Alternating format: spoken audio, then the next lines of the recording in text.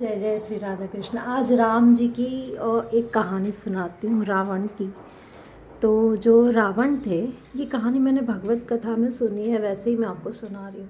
जो रावण थे वो बहुत पुराने थे। ऐसा नहीं था कि जब राम जी का जन्म हुआ तब उनका जन्म हुआ, नहीं, बहुत पुराने थे। पर उनको क्योंकि पार्षद थे श्री हरि विष्णु जी के, तो भगवान जब जन्म लेके आएंगे तो वो ही उन्हें मार पाएंगे, इस तरह से था। तो जब रावण ने एक बार सोचा कि जो रघु रघु मतलब राम जी के पूर्वज रघु, तो उनकी पत्नी का सतभंग करने के लिए सोचा। तो उन्होंने रघु का अवतार, रघु के रूप में आए, सॉरी, रघु का अवतार नहीं, रघु का वेश धारण किया, राजा रघु जी का, और उनकी रानी के कमरे में घुस गए। जब रानी के कमरे में घुस गए तो रानी ने तुरंत पहचान लिया कि ये मेरे पति नहीं है। सत्य बहुत बड़ी चीज़ होती है। तो उन्होंने पहचान लिया, तो उन्होंने सैनिक को आवाज़ दी। तो रानी ने आदेश दिया कि सैनिक पकड़ लो इन्हें। तो रावण कहने लगा कि अरे अरे, मैं तो रघु हूँ, मैं तो राजा हूँ, ऐसे क्यों कर रहे? बोला वो तो बाद में पता चलेगा कि तुम कौन हो, पहले तो सैनिकों को कहा पकड़ो। और फिर उतने में राजा रघु कक्ष में आए। उन्होंने देखा क्या हो रहा है, तो बोले कि स्वामी, ये तुम्हारा वेश धर के आया था।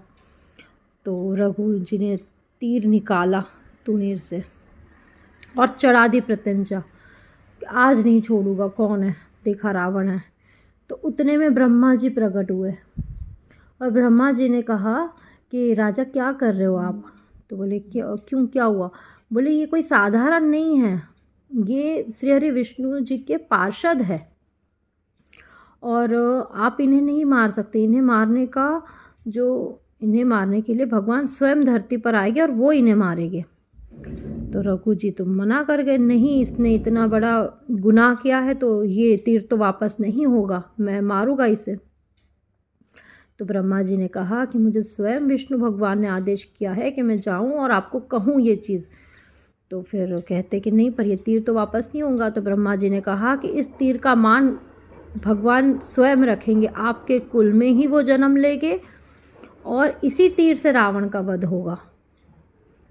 आप ये तीर मुझे दे दीजिए, इसी तीर से रावण का वध होगा। ऐसे करके उनको शांत किया और उनको कहा आप शांत हो जाइए, आपके कुल में ही भगवान का जन्म होगा और इसी तीर से आपका मतलब इसी तीर से रावण का वध होगा। ठीक है। अब रावण तो बड़े चालाक, रावण ने ये सारी चीज़ें देख ली। अब वो तपस्या में लग गए ब्रह्मा जी की कि भाई मेरा जो मृत्यु है वो तो ब्रह्मा जी के हाथ में है, जो तीर है। अब ब्रह्मा जी का तपस्या की रावण ने, घोर तपस्या। अब क्या चाहिए? ब्रह्मा जी ने बोला क्या चाहिए रावण तुम्हें? तो रावण कहने लगे मुझे वो तीर चाहिए। अब ब्रह्मा जी परेशान, क्योंकि इसने तो तपस्या की। तो फिर रावण, उसको ब्रह्मा जी मना नहीं कर पाए। तो कहे तो तीर तो तू ले ले, पर मरेगा तो तू इसी तीर से, वो तो उसमें कोई दो राय नहीं है। ठीक है। अब तीर लेकर के रावण ने दे दिया मंदोदरी को और मंदोदरी से ये कहा, मंदोदरी के कक्ष में एक खंभे से वो तीर ना एक खंभे में गाड़ दिया और मंदोदरी से कहा कि ये जो खंभा है ना, ये तेरे पति के प्राण हैं, उसी तरह से इस खंभे की पूजा करियो तू, और ये सोचना कि तेरे पति के प्राण हैं इसमें। तो भाई जो भोली भाली पत्नियां हैं वो तो बस पति ने कह दिया बस सब, तो उस खंभे का ध्यान रखती और एक तरह से हाँ मेरे पति के प्राण हैं। अब जब राम जन्म हुआ, जब युद्ध हुआ, तो बहुत तीर मारे राम जी ने, पर वो किसी तीर से ना मरे रावण। बड़े परेशान हो गए राम जी। तो विभीषण ने कहा कि प्रभु ये ऐसे नहीं मरेंगे, वो एक खास तीर है जो रावण ने छुपा के रखा है और उसी से मरेंगे। जो कहानी थी वो सारी उनको रिकॉल करवाई, रघुवंश कुल की और सारी चीज़ें। तो राम जी ने कहा अब क्या, आपका वो तीर कहाँ है? विभीषण से पूछा। तो विभीषण ने बताया देखो वो तो मुझे भी नहीं पता। अब राम जी को भी समझ में नहीं आया कि अब क्या किया जाए। तो उन्होंने हनुमान जी को आह्वान किया कि हनुमान जी, क्योंकि हनुमान क्या है, बल बुद्धि मतलब बुद्धि के दाता, तो जितने चातुर हनुमान जी उतना चातुर तो कोई नहीं। तो उनको बुलाया और उनको कहा देखो ऐसी सी बात है, अब तुम वो तीर लेके आओ। तो हनुमान जी ने लगाया अपना दिमाग कि क्या हो सकता है। तो उन्होंने ये सोचा कि पति कितना ही राक्षस क्यों ना हो, पर पत्नी जो होती ना भोली भाली सी पत्नी, वो उस पे उसको पूरा विश्वास होता है कि मेरी पत्नी ही मेरा सब कुछ। तो कितनी ही कीमती वस्तु क्यों ना हो अपनी पत्नी को दे के रखता है। तो ऐसे कर ब्राह्मण का वेश धरा हनुमान जी ने और लंका में गए। वहाँ पे मंदोदरी रो रही थी क्योंकि बाहर युद्ध चल रहे थे। तो मंदोदरी से कहा अरे तुम क्यों रो रही हो?